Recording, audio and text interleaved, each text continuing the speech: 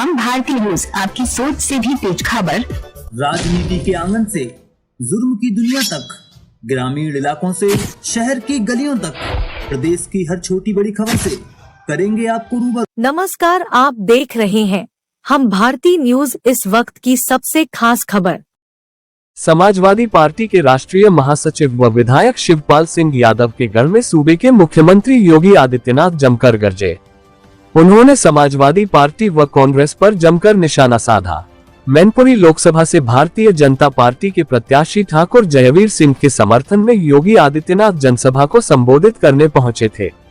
जसवंतनगर के हिंदू विद्यालय inter college के रामलीला मैदान में आयोजित विशाल जनसभा में उन्होंने क्या कहा, देखिए पूरी विस्तृत रिपोर्ट।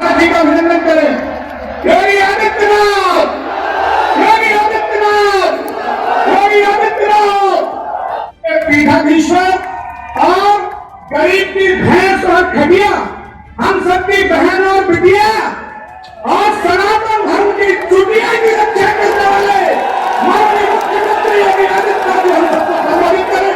योगी आदित्यनाथ, योगी आदित्यनाथ। भारत माता की, भारत माता की। वंदे वंदे। गरीबों के नाम पर आने वाले, जाति के नाम पर शासन करने वाले लोगों ने कभी गरीब को उसका हक देने का काम नहीं किया। मोदी जी ने 10 वर्ष के अंदर जो प्रयास किए, इन 10 वर्षों के प्रयासों का परिणाम है कि 25 करोड़ लोग गरीबी रेखा से उभरे हैं। 80 करोड़ लोग फ्री में राशन की सुविधा का लाभ प्राप्त कर रहे हैं। 60 करोड़ लोगों को आयुष्मान भारत में 5 लाख रुपए की स्वास्थ्य बीमा का कवर मिल रहा है और 50 लाख लोग ऐसे, 50 करोड़ लोग देश के अंदर ऐसे हैं जिन गरीबों के जनधन अकाउंट खोल करके उन्हें शासन की योजना सीधे उनके खाते में पहुंच रही है। बहनों और भाइयों, 12 करोड़ किसानों को प्रधानमंत्री किसान सम्मान निधि का लाभ, 12 करोड़ गरीब घरों में शौचालय का निर्माण, 10 करोड़ लोगों में रसोई गैस का सिलेंडर वितरित होना, 10 करोड़ लोगों, 10 करोड़ महिला स्वयंसेवी समूह के माध्यम से महिलाओं को आर्थिक स्वावलंबन की ओर अग्रसर करना, 4 करोड़ गरीबों के मकान बन जाना और 2.5 करोड़ घरों तक बिजली पहुंचाने का काम मोदी जी के नेतृत्व में भारतीय जनता पार्टी की सरकार ने देश के अंदर हर गांव, हर गरीब, हर किसान, हर नौजवान और हर महिला के जीवन में खुशहाली लाने के लिए किया।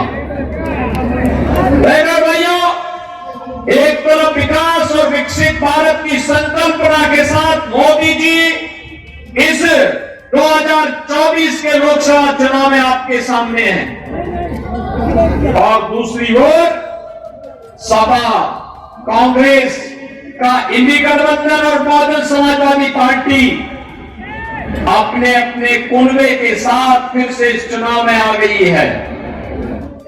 जैसे सपा की सरकार के समय में ये लोग व्यापारियों पर कार्य बरपाते थे, बेटी की सुरक्षा में सेब लगाने का कार्य करते थे। क्या इस प्रकार की छूट मिलनी चाहिए? क्या मिलनी चाहिए? क्या नौजवानों के साथ खिलवाड़ करने की छूट मिलनी चाहिए? क्या?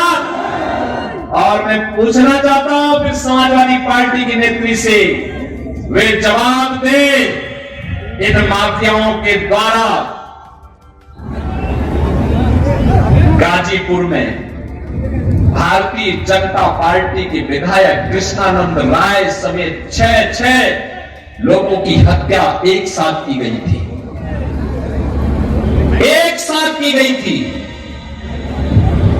श्रीमती अलका राय भी तो हमारी विधायक थी। क्या उसके मंगलसूत्र की भी कभी चिंता हुई समाजवादी पार्टी के लोगों को? जो लोग मारे गए थे, कृष्णानंद राय के साथ शहीद हुए थे, उनकी विधवाओं का क्या हुआ? नंदकिशोर रुंगटा विश्व हिंदू परिषद के अंतर्राष्ट्रीय कोषाध्यक्ष थे। नंदकिशोर रुंगटा के निर्मम हत्या कर दी गई थी, अपहरण करके निर्मम हत्या माफियाओं के द्वारा, समाजवादी पार्टी की सत्ता के समय इनके द्वारा प्रश्रय माफियाओं के द्वारा कर दी गई थी। उनकी विधवा का क्या हुआ? और आपने प्रयागराज में राजूपाल और देशपाल की निर्मम हत्या के दृश्य को भी देखा होगा। बहनों और भाइयों, हम प्रश्न पूछना चाहते हैं समाजवादी पार्टी से, क्या राजूपाल ये भी तो पिछड़ी जाति के थे और उमेशपाल भी तो पिछड़ी जाति के थे, इनकी विधवाओं के मंगलसूत्र क्या हुए? कभी इन्होंने कभी अपने कृत्यों पर पश्चाताप करने का भी प्रयास समाजवादी पार्टी ने किया है? ये देश के साथ खिलवाड़ करने का काम कर रहे हैं, देश की कीमत पर राजनीति करना चाहते हैं। बहनों और भाइयों, आज हम सब आपसे यही कहने के लिए आए हैं, भारतीय जनता पार्टी देश के लिए राजनीति करती है। यह देश विकसित भारत के रूप में स्थापित हो, आत्मनिर्भर भारत बने। आत्मनिर्भर भारत बनेगा तो आत्मनिर्भर युवा बनेगा, आत्मनिर्भर महिलाएं बनेगी, आत्मनिर्भर किसान बनेगा, आत्मनिर्भर व्यापारी बनेगा और देश के अंदर खुशहाली आएगी। और मोदी जी इसी के लिए कार्य कर रहे हैं। और गरीबी कैसे हटाएंगे? गरीबी हटाने के लिए कह रहे हैं कि हम आपकी प्रॉपर्टी का सर्वे करवाएंगे। यानी आपके बाप दादों ने, आपके माँ बाप ने अगर कोई मकान एक शहर में बना दिया, एक गांव में बना दिया, आपके परिवार में 5 लोग हैं और 2 कमरों में रह सकते हैं, 4 कमरे हैं, तो 2 कमरे को ये लोग कांग्रेस और सपा के लोग हड़पने का कार्य कर रहे हैं। हम सर्वे करा देंगे। अरे मेहनत करेगा हमारा आदमी और हड़पने के लिए फिर एक कांग्रेस और सपा के गुंडों को आप चुड़ देंगे कि वे आपकी संपत्ति को हड़पने का काम करेंगे? क्या ये अधिकार देंगे आप? लेकिन कांग्रेस और सपा का, इंडी गठबंधन का घोषणा पत्र इस बात को कहता है। और बहनों और भाइयों, मैं उनका बयान पढ़ रहा था, कह रहे थे कि मोदी जी ने कहा है कि माता बहनों के मंगलसूत्र पर भी संकट आने वाला है। हमारी हिंदुस्तान की संस्कृति है, शिष्टाचार है, परंपरा है कि हमारी माता बहनें स्त्री धन के रूप में जेवर को अपने आप संभाल करके रखती। दुनिया के अंदर कहीं नहीं मिलता, केवल हिंदुस्तान में हमारी 5 माताएं बहनें रखती हैं। जेवर, मंगलसूत्र भी होता है, गले का हार भी होता है, लॉकेट भी होता है, और भी उनके पास अपने जेवर होते हैं। पैसा होता है, उसको संभाल के रखती हैं, फिर जेवर खरीदती है, सोना खरीदती है, चांदी खरीदती है। हर परिवार में 1 तोला से लेकर के 1 किलो तक का सोना जरूर मिल जाएगा, क्योंकि वही उसकी अमानत होती है, वही उसका संस्कार होता है और फिर वही अपने आने वाली पीढ़ी को विरासत में देती है। कांग्रेस के लोगों की बुरी दृष्टि उस पर है और प्रधानमंत्री मोदी जी ने उसी ओर इशारा किया था। लेकिन बड़ा हास्यास्पद बयान यहां से समाजवादी पार्टी के नेत्री का आया। उनके द्वारा कहा जा रहा है कि मोदी जी, पुलवामा के शहीदों के जो विधवा है उनके मंगलसूत्र का क्या हुआ? बहनों और भाइयों, हम भी पूछना चाहते हैं समाजवादी पार्टी की नेत्री से, जिन राम भक्तों का लहू समाजवादी पार्टी की सरकार में अयोध्या में बहाने का कार्य समाजवादी पार्टी की सरकार ने किया था, और नौजवानों के परिवार की विधवाओं का क्या हुआ? उनके मंगलसूत्र का क्या हुआ? हम प्रश्न पूछना चाहते हैं बहनों और भाइयों, और एक प्रश्न आपको भी पूछना चाहिए। स्वर्गीय कल्याण सिंह जी ने अपना पूरा जीवन उत्तर प्रदेश के विकास के लिए और श्री राम जन्मभूमि के लिए समर्पित किया था। कल्याण सिंह जी की मृत्यु हुई, होता है, मृत्यु होती है। मुलायम सिंह जी की मृत्यु पर मैं स्वयं उनके पैतृक गांव में आया था और सेठई में आकर के मैंने स्वयं वहां श्रद्धांजलि अर्पित की थी, क्योंकि वे उत्तर प्रदेश के मुख्यमंत्री के रूप में उनकी कुछ न कुछ सेवाएं तो थी। मैं आया था, मेरी पार्टी के लोग आए थे, प्रधानमंत्री जी ने शोक व्यक्त किया था, लेकिन स्वर्गीय कल्याण सिंह जी की मृत्यु पर समाजवादी पार्टी के अध्यक्ष और समाजवादी पार्टी की तरफ से कोई शोक संवेदना नहीं व्यक्त की गई। बहनों और भाइयों, स्वर्गीय कल्याण सिंह जी के साथ इस प्रकार का भेदभाव, और अभी आपने देखा होगा एक माफिया मरा था, उस माफिया के लिए खतिया पढ़ने के लिए समाजवादी पार्टी के लोग कैसे विवाद कर रहे थे, यह भी दृश्य आपने देखा होगा, वह भी दृश्य आपने देखा होगा। क्षेत्र की जसवंत नगर और करहल विधानसभा क्षेत्र से जुड़े हुए सभी उपस्थित बहनों और भाइयों, यहां की वीर भूमि को नमन करते हुए आप सभी का मैं हृदय से अभिनंदन करता हूं। बहनों और भाइयों, देश के अंदर लोकसभा का चुनाव चल रहा है और लोकसभा का चुनाव पहले चरण का संपन्न हो चुका है। कल द्वितीय चरण का मतदान होना है। पहले चरण के 21 राज्यों के 102 लोकसभा सीटों पर जो चुनाव के रुझान है, वे रुझान बताते हैं कि पूरे देश के अंदर एक ही आवाज गूंज रही है, और वो आवाज है कि फिर एक बार, फिर एक बार, फिर एक बार मोदी सरकार का। बहनों भाइयों, जो ये पूरे देश के अंदर की आवाज है, ये आवाज वो आवाज है जो 10 वर्ष के अंदर मोदी जी के नेतृत्व में एक बदलते हुए भारत को हमने देखा है। बहनों और भाइयों, एक ऐसा भारत जिस भारत का दुनिया के अंदर सम्मान है, जिस भारत के अंदर सबको सुरक्षा है, सीमाएं सुरक्षित हैं, आतंकवाद और नक्सलवाद को उसकी सही जगह पहुंचाने का काम किया गया है। विकास के बड़े बड़े कार्य हो रहे हैं। गरीब कल्याणकारी योजनाओं का लाभ बिना भेदभाव के समाज के प्रत्येक तबके को प्राप्त हो रहा है। वीर सिंह जी, माननीय विधायक राम नरेश अग्निहोत्री जी, माननीय विधायक श्रीमती सरिता भदौरिया जी, भारतीय जनता पार्टी के जिला के अध्यक्ष श्री संजीव राजपूत जी, राहुल चतुर्वेदी जी, प्रदेश उपाध्यक्ष श्रीमती कमलावती जी, पूर्व सांसद रघुराज साक्य जी, पूर्व सांसद प्रेमदास कठरिया जी,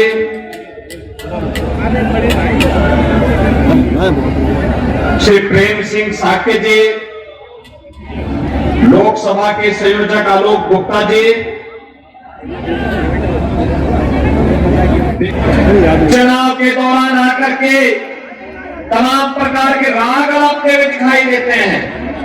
मैं पूछना चाहता हूं बहनों और भाइयों, आप लोगों से मैं पूछना चाहता हूं आपसे, एक बार समाजवादी पार्टी से पूछिए कि समाजवादी पार्टी एक तो बात कहे कि जब अयोध्या में प्रभु श्री राम लला की 500 वर्षों के बाद प्राण प्रतिष्ठा की बात आई, तो कांग्रेस और समाजवादी पार्टी के लोगों ने कार्यक्रम का बहिष्कार क्यों किया?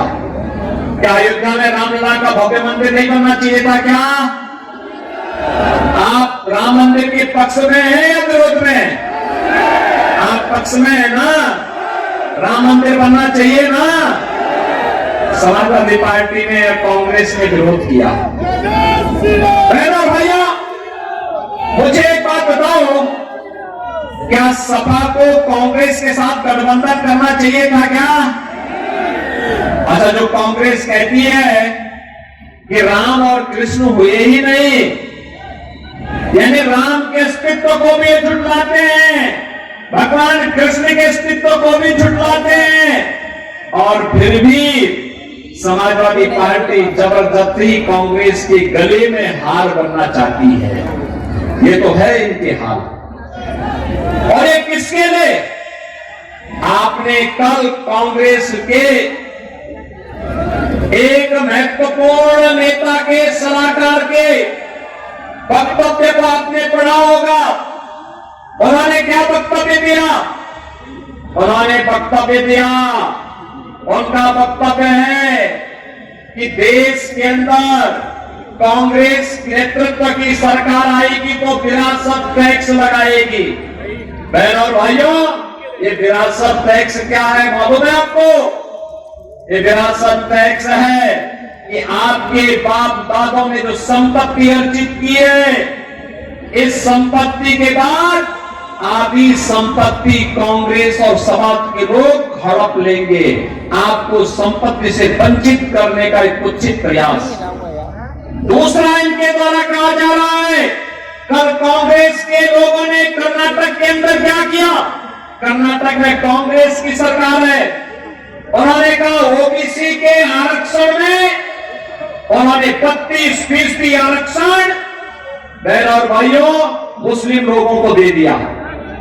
यानी कांग्रेस ओबीसी से बदलने क्या उत्तर प्रदेश के मुख्यमंत्री प्रदेश की जनता ने बनाने का निर्णय लिया था माननीय मुलायम सिंह यादव जी को, लेकिन उस मोह में उन्होंने अपनी दशा में लगे। लेकिन हुआ क्या? जैसे ही अखिलेश जी आप लोग उत्तर प्रदेश की शक्ति संभाली तो जैसे जैसे चूहे निकलते हैं ऐसे यहाँ के पालतू अपराधी, पालतू गुंडे, पालतू माफिया, गुंडई, कालाजट्टा, जमीनों के कब्जे, चोर वसूली। अरे यहाँ जसवंत नगर वाला कलर में का एक गाड़ी चलती थी, 13 बने होती थी, 6 लाख बने और 3 गाड़ी का काफिला होता था तो 15 लाख में होती थी नहीं होती थी। हम किसी असहाय को, किसी भी समाज के व्यक्ति का गुंडई करके उसकी जमीन पर कब्जा कर ले, किसी माई के लोगों की हत्या नहीं, प्यार के साथ सम्मान को टैक्स पहुंचा ले।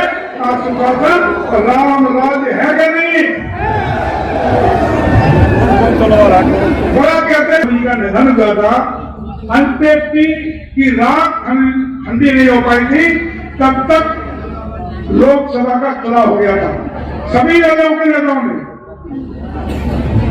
हम सब लोगों ने जाकर के आदरणीय मुलायम सिंह यादव जी को श्रद्धांजलि देने का काम किया था।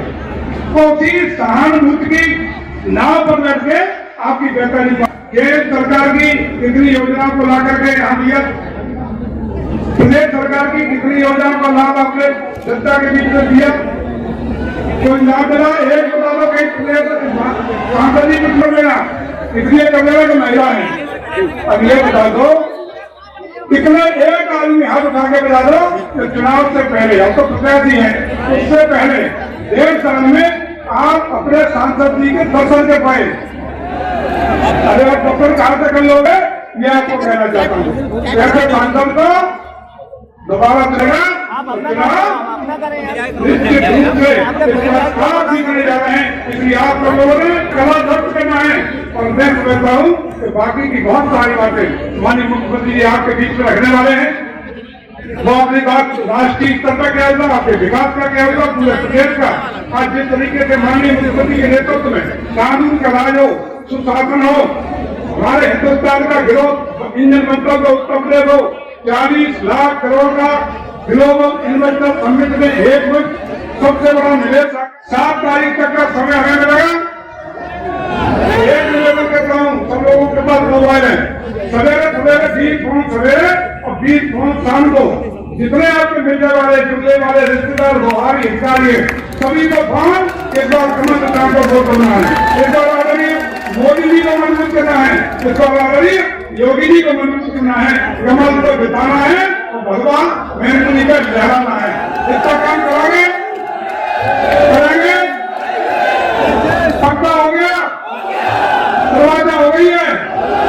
तो मैं एक आश्वस्त करता हूँ कि 7 तारीख तक सारे लोग एक वोट डाल देना, अपनी वोटों को कोई भी अपना वोट डालने से रहने जाए।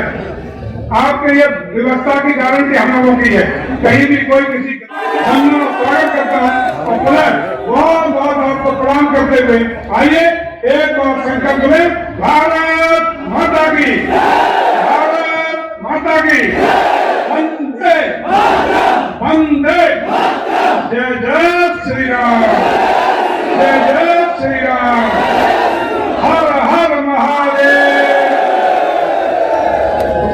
बहुत बहुत धन्यवाद हमारे सम्मानित प्रत्याशी श्रीमान जयवीर सिंह जी।